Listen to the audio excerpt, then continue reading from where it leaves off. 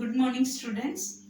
Today we are continuing the lesson Civilizing the Native. In that next topic we have to study, that is grave errors of the East. In this topic we are going to study how the British officials criticized the Orientalists. They had found out that Eastern knowledge like Indian knowledge like Sanskrit, Persian, Arabic, the Asian languages, which was full of errors. So they insisted English education to make the people civilized. And in that, the British officials criticized the Orientalist approach. Completely they had criticized the Orientalist approach.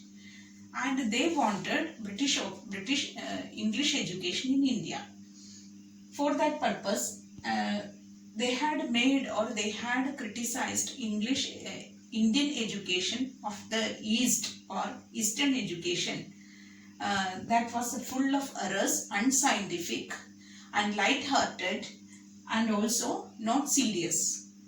But their language, their education or their knowledge was full of practical knowledge, scientific advancement, and it was more needed in the life.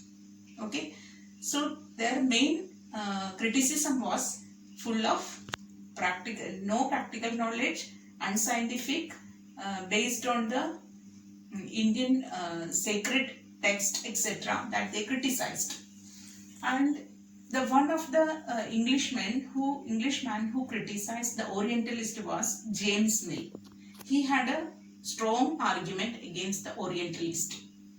Another important person, he was known as Thomas Barbington Macaulay. Thomas Barbington Macaulay, he had criticized the Orientalist learning, and he argued that no need of getting the respect of Indians by Oriental learning. Okay, so there is no need to create respect or to get respect for British people from the Indians by creating or by encouraging Oriental learning. So he had urged or he had asked for English education in India as in order to civilize the Indian people. And he wanted that complete in English education system to make the people civilized, to make the scientific practice and to make the technological advancement in India. In turn, it will help them to grow in India, help the British to grow in India. So for that purpose, he had made a new English Education Act was made. That was in 1835. He had made English Education Act. Who had made? Thomas Barbington Macaulay. He had made in 1835 English Education Act. In that, English education or English knowledge was given more importance. And he had tried to stop the Indian philosophy, Indian languages, Indian institutions in India. And already the Orientalist had established two institutions we had learned last topic. That was Madrasa in Calcutta and also a Hindu college in Banaras, Hindu University, Banaras. So these two institutions that Macaulay had stopped.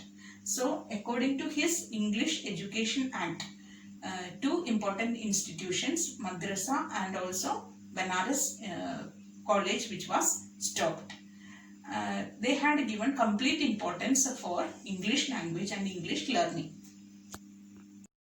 Now let us study about the education for commerce.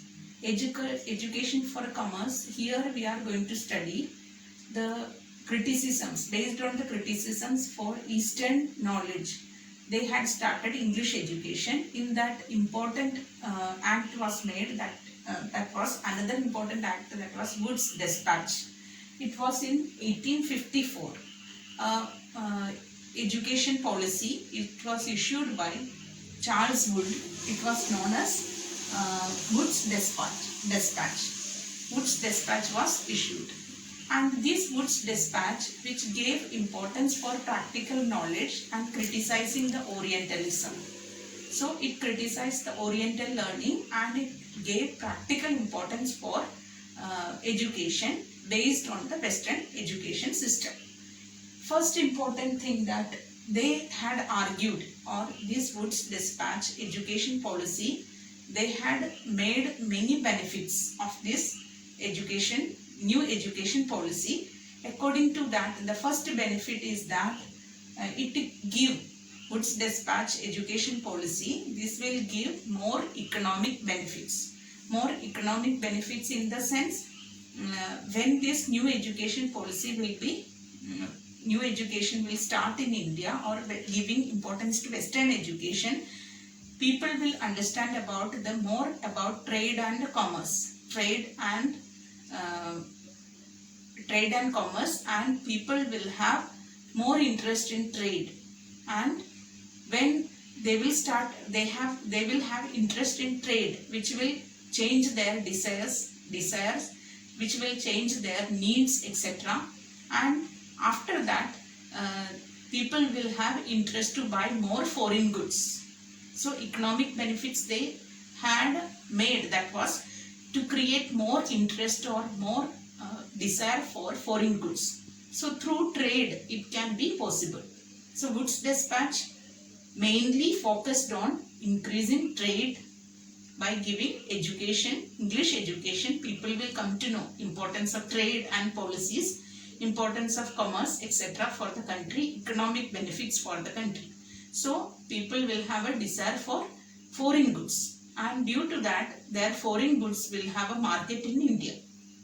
This was the first benefit that they had thought about.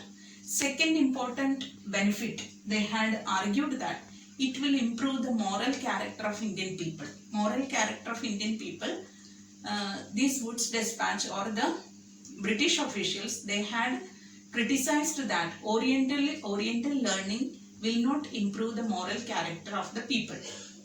Okay, but English education or Western education will improve moral character.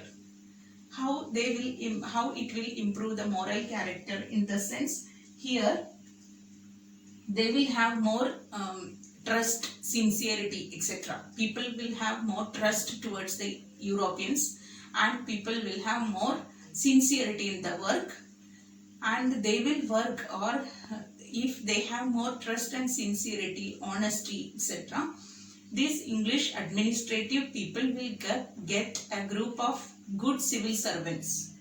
Indian people who were trustworthy, who were sincere, honest and obedient, trustworthy group of people they will get to administer the country, to help in the administration process. So they had viewed that new education based on Western education will help the Indian people to give or to improve the moral character by improving trust, sincerity, honesty, obedience, etc. And in turn it will help them to administer in India. These people, Indian people who get the Western education, they will help them to administer in India.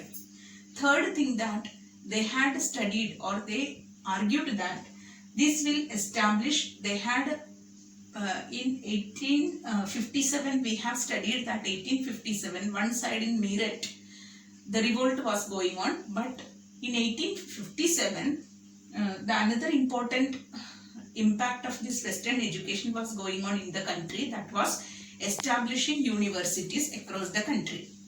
So Woods Dispatch insisted for university education,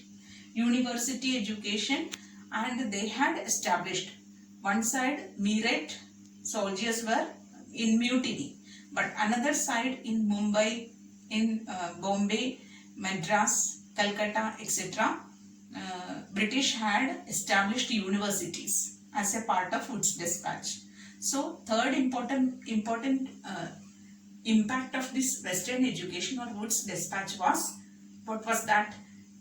Establishment of universities mainly in Bombay, Madras and Calcutta.